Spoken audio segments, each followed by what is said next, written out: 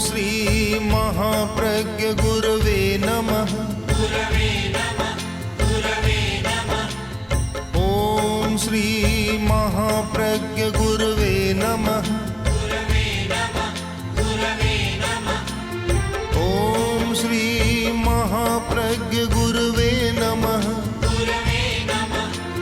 ओम श्री महाप्रज्ञ गुरवे नमः। ओम श्री महाप्रज्ञ गुरवे नमः। नमो अरहन्ताणं नमो अरहन्ताणं नमो अरहन्ताणं।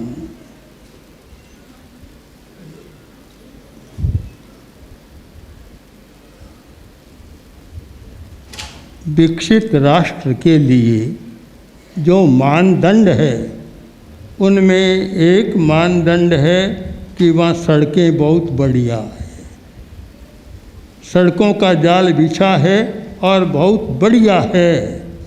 और कभी हमने सुना कि पेरिस की सड़कें ऐसी होती थी कि उनमें मुंह भी देखा जा सके, और आज तो वह व्यापक हो गया है। हिंदुस्तान में भी सड़कों का जाल बिछ रहा है। कारण क्या कि मार्ग के बिना अच्छी गति नहीं हो सकती, मार्ग चाहिए। मार्ग तो धर्म का भी एक मार्ग है, मार्ग है। उत्तराध्ययन सूत्र में लिखा, नाणं च दंसनं चैव चरित्रं च तवोतः एष मग्गोत्तिपन्नतो जिनेहिं वरदंसिहिं। एक मार्ग है जिसका निर्माण 4 तत्वों से होता है, ज्ञान, दर्शन, चारित्र और तप। ये रॉ मटेरियल है, ये चारों मिलते हैं तब एक मार्ग का निर्माण होता है, और उस मार्ग का नाम है मोक्ष का मार्ग। आचार्य उमा स्वाति ने लिखा, सम्यक दर्शन ज्ञान चारित्राणि मोक्ष मार्ग है। सम्यक दर्शन, सम्यक ज्ञान और सम्यक चारित्र, ये 3 मिलते हैं तो एक मार्ग का निर्माण होता है। हमें मार्ग की ज़रूरत है। मग्गदंसी मार्ग को देखने वाला और मार्ग को दिखाने वाला दुनिया में बहुत बड़ा पूजनीय व्यक्ति होता है, जिसने स्वयं मार्ग को देखा है और दूसरों को भी मार्ग दिखा सकता है। कहीं कोई, आजकल तो सड़कें बहुत हो गई, आगे जब हम लोग भी विहार करते पगडंडियों पर चलते थे उस समय इतनी अपेक्षा रहती कि कोई रास्ता बताने वाला मिल जाए। बहुत बार हमारे साधु भी भटक जाते थे, और एक बार मैं भी इस चक्कर में फंस गया था। गर्मी का मौसम, मार्ग बताने वाला साथ में नहीं था, तो यह राजल देसर और सरदार शहर के बीच के टीलों में ऐसे घूमे कि 12 बजे तक गहरी धूप में घूमते रहे। मार्ग की ज़रूरत है, अच्छा मार्ग मिल जाए। मार्ग वही दिखा सकता है जो व्यक्ति स्वयं मार्ग पर चल रहा है, जिसने चलने का अभ्यास किया है, वह मार्ग बता सकता है। तीर्थंकरों ने एक मार्ग दिया, गणधरों ने, आचार्यों ने उस मार्ग को आगे बढ़ाया, और वह मार्ग इतना प्रशस्त है, ऐसी बढ़िया सड़क है, कहीं रुकने की ज़रूरत नहीं और कहीं टूट फूट नहीं, पर उसे बताने वाला कोई चाहिए। अपेक्षा है मार्ग बताने वाले की, पर मार्ग वही बता सकता है जो व्यक्ति इस समस्या बहुल युग में समस्या का समाधान करना जानता है और भटकाव से रास्ते पर लाना जानता है। आज समस्याएं बहुत है, और वही व्यक्ति, ऐसे व्यक्तियों के तैयार होने की ज़रूरत है जो मार्ग बता सके। एक बहुत प्रसिद्ध आचार्य बहुश्रुत उनके पास 3 शिष्य पढ़ रहे थे। पढ़ाई पूरी हो गई, अब अंतिम परीक्षा का समय, वह घड़ी आ गई कि अंतिम परीक्षा होनी है। तो आचार्य ने कहा अभी तुम घर चले जाओ, सुबह सुबह तुम्हें यहाँ मेरी कुटिया में आना है। सुबह आए तो देखा कि दरवाजे और कुटिया के बीच में बबूल के कांटे बिछे हुए। एक आया और देखा कांटे हैं, पर जाना तो होगा, आज अंतिम परीक्षा है। चला, पैर बिनते गए, लहुई आता गया, पर गुरु का आदेश था तो जैसे तैसे कुटिया के पास पहुंच गया। गुरु देख रहे थे, बहुश्रुत देख रहे थे। दूसरा आया तो थोड़ा टेढ़ा मेढ़ा होकर चला, कांटे भी चुभे, लोही भी आया, पर पहुंच गया। तीसरा छोटा एक शिष्य आया, उसने देखा कांटे बिछे हुए हैं, जाना है, क्या करूं। एक क्षण रुका, मुड़ा और झाड़ू पड़ा था, हाथ में झाड़ू लिया और सब कांटों को बुहार दिया। न कोई चुभा न लहू लुहान हुआ और आनंद के साथ पहुंच गया।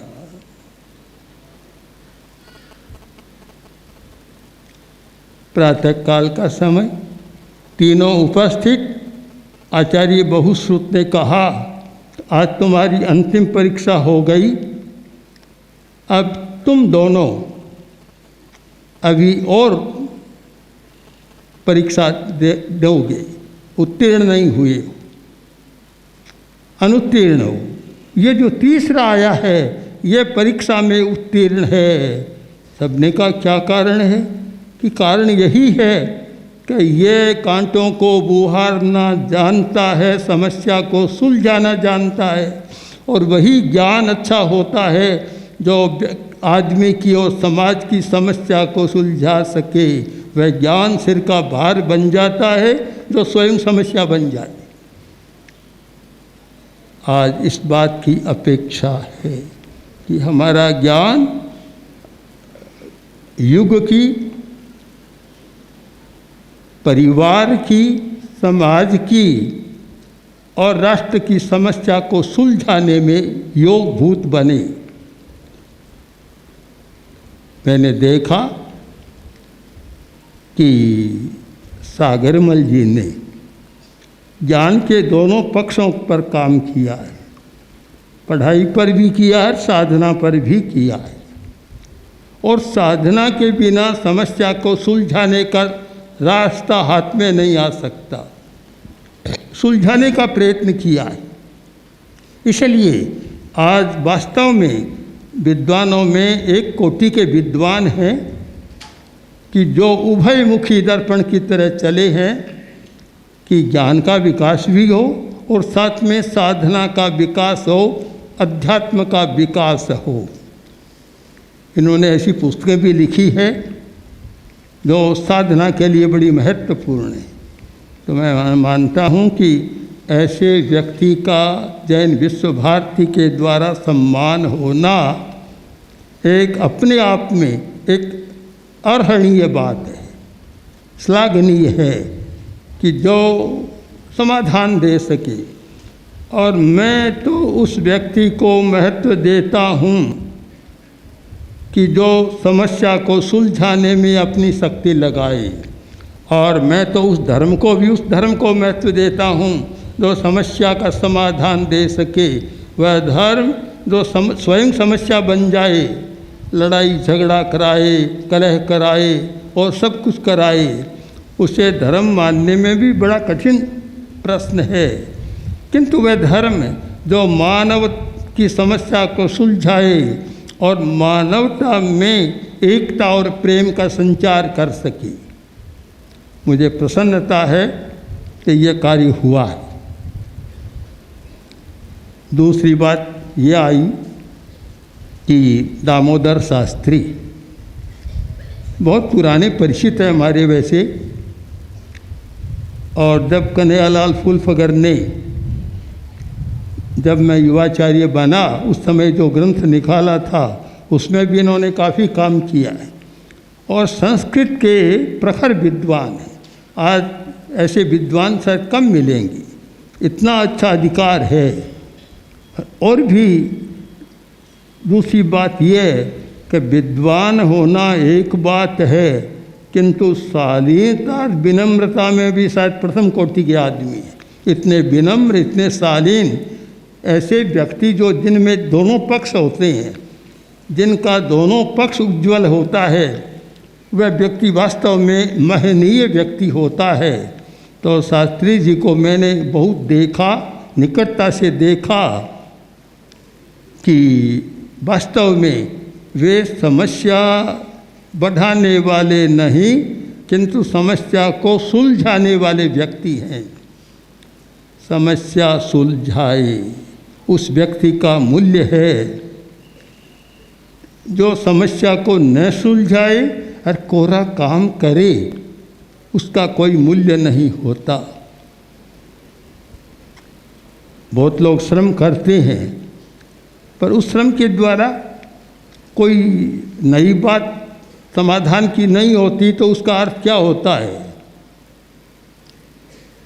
हम जब गुजरात की यात्रा में थे, वहाँ एक पत्रिका निकलती है, मैंने एक बात पढ़ी कि 2 आदमी सड़क के किनारे काम कर रहे थे और एक राहगीर जा रहा था, खड़ा रह गया। उसने देखा एक आदमी तो गड्ढा खोदता है और वह आगे बढ़ता है, तो दूसरा आकर गड्ढे को भर देता है। कोई समाधान नहीं। समाधान तो तब होता कि जब उस गड्ढे में कोई वृक्षारोपण पौधे को बीज बोया जाता। कैसी करती जा रही है। तो उस व्यक्ति ने पूछा कि भैया क्या कर रहे हो। कि हम अपनी ड्यूटी का काम कर रहे हैं। ड्यूटी का कि क्या है कि हम 3 आदमी हैं। एक का काम है गड्ढा खोदना, दूसरे का काम है बहुत पौधा लगाना और तीसरे का काम है फिर उसको भर देना, मिट्टी डाल देना। करें क्या। आज पौधा लगाने वाला आया नहीं, वह नहीं आया तो कि हम तो अपना काम कर रहे हैं, गड्ढा खोद रहे हैं, गड्ढे को भर रहे हैं। जो समस्या को और समस्या बना देता है, कोई अच्छा नहीं होता। हम समस्या को सुलझाएं। आज चाहे शारीरिक समस्या है, चाहे मानसिक समस्या है और चाहे भावात्मक समस्याएं हैं। न जाने जीवन में कितनी समस्याएं। हम बहुत लोगों को देखते हैं, बढ़िया कपड़े, बढ़िया सब कुछ अच्छा लगता है, किंतु जब भीतर बैठकर बात करते हैं तो लगता है कि कपड़े तो सफ़ेद है, भीतर में पता नहीं समस्या का क्या क्या है, कितना कालूस है, कितना क्या है, पता नहीं लगता। वास्तव में जो व्यक्ति चाहे जैन दर्शन का विद्वान हो, जैन आगम का विद्वान हो, चाहे संस्कृत और प्राकृत भाषा का विद्वान हो, कोई भी हो, एक बात साथ में जिसमें है कि वह समस्या को उलझाता नहीं, किंतु समस्या को सुलझाने वाला है, तो वास्तव में मेरी दृष्टि में वह व्यक्ति आज वर्तमान युग के लिए बहुत उपयोगी आदमी बनता है। तो मैंने अनुभव किया कि अभी अभी ऐसे अनुभव सिद्ध और समस्या को समाधान देने वाले व्यक्तियों का सम्मान किया गया। ये एक प्रेरणा है कि हर व्यक्ति में यह प्रेरणा जागे कि मुझे अपने जीवन में जो शक्ति मिली है, उस शक्ति के द्वारा दूसरों की समस्या अपनी और दूसरों की समस्या को सुलझाना है। कोरा अहंग का जीवन नहीं जीना, समस्या को सुलझाना है। बहुत सारे लोग अपने अहंग में रहते हैं, समस्या को सुलझाते नहीं और दूसरों के लिए उपयोगी नहीं बनते। मैं अपनी बात संपन्न करूं एक छोटी सी कहानी के द्वारा। लड़के की शादी कर दी, बहू आई, बहुत पढ़ी लिखी थी पर बड़ी अहंकार में रहती थी। अहंकार बहुत, पढ़ाई का अहंकार, और ये अहंकार कि सास भी अनपढ़, पति भी इतना पढ़ा हुआ नहीं है और मैं इतनी पढ़ी लिखी हूँ। आज भी मैं अहंकार, पता नहीं अहंकार जैसी भयंकर समस्या हर जगह हमने तो देखा। जहाँ भी गए एक बात सुनी, ईगो प्रॉब्लम, ईगो प्रॉब्लम है और कोई लड़ाई नहीं है, बड़ी भारी समस्या है। तो लड़के ने सोचा कि बात क्या है, इतने दिन हो गए शादी की थी, सोचा था माँ बूढ़ी है, सहारा मिलेगा, कोई रसोई भी कर देगी, घर की सफाई भी करेगी, काम करेगी और माँ को सहारा मिलेगा। किंतु उल्टा हो गया कि अब तो हम पहले 2 प्राणी थे, माँ को 3 का बोझ और हो गया, बस कोई काम नहीं करती है। लड़के ने एक योजना बनाई कि समझाऊं, योजना बना ली। सुबह का समय माँ झाड़ू लगाने लगी और लड़का आया कि नहीं माँ, बहुत वर्ष हो गए तुमको झाड़ू लगाते, बूढ़ी हो गई हो, अब तुम नहीं लगाओगी, आज से मैं लगाऊंगा। माँ ने कहा नहीं बेटा, तुम्हारा काम नहीं है, तो लुगाइयों का ही काम है। अब मार बेटा झगड़ा कर रही है, कृत्रिम झगड़ा, योजनाबद्ध। माँ कह रही है झाड़ू मैं लगाऊंगी और बेटा कहता है झाड़ू मैं लगाऊंगा। वो ऊपर खड़ी देख रही है, वह बोली लड़ाई झगड़ा क्यों करते हो, बारी बांध लो, एक दिन तुम लगा देना और एक दिन ये लगा। एक समाधान दे दिया। इस प्रकार के समाधान देने वाले समाधान नहीं देते हैं किंतु समस्या को और उलझा देते हैं। आज हमें ऐसे लोगों की ज़रूरत है तो वास्तव में समस्या को सुलझा सके और जीवन को सरस और आनंदमय बना सके। तो मुझे प्रसन्नता है, मैं जब ऐसे व्यक्तियों को देखता हूँ कि जो व्यक्ति अपनी तपस्या के द्वारा, अपनी साधना के द्वारा समस्या को सुलझाते हैं। तो 4 मार्ग बतलाए सुलझाने के, मार्ग तो एक ही है, चतुरंग वाला है, ज्ञान, दर्शन, चारित्र और तप। तप करने वाला भी समस्या सुलझाता है। आज तो इतना महंगाई का ज़माना है, अगर हिंदुस्तान के सारे मनुष्य एक एक दिन उपवास करे तो भी महंगाई में फर्क पड़ जाएगा। लाल बहादुर शास्त्री ने प्रयोग किया था, एक दिन एक वक्त शायद एकासन का, उसमें भी फर्क पड़ा। तो जो व्यक्ति 30 दिन तक, लंबे समय तक तप करते हैं तो तप तो होता ही है और साथ साथ में यह महंगाई की समस्या सुलझाने में भी उसका थोड़ा बहुत योग बन जाता है। हाँ, फिर यह ज़रूर है कि ज़्यादा भोग बाद में न करें बस। तो यह एक बहुत अच्छा मार्ग है, इतना सुंदर मार्ग कि नाणम च ज्ञान, दंसनम दर्शन, चरितम चरित्र और तप, यह ए समगोत्तिपन्नतो उत्तराध्ययन सूत्र का बड़ा सुंदर पद है कि यह मार्ग, और यह मार्ग जिन्हें हिंग वरदान से हिंग, प्रवर दर्शन वाले, केवल ज्ञान केवल दर्शन वाले तीर्थंकरों ने बतलाया है। हम भी इस मार्ग का अनुसरण करें तो शायद हम स्वयं अपनी समस्या और दूसरों की समस्या सुलझाने में भी सक्षम बन सकेंगे। ओम आर। ओम श्री महाप्रज्ञ गुरवे नमः। ओम श्री महाप्रज्ञ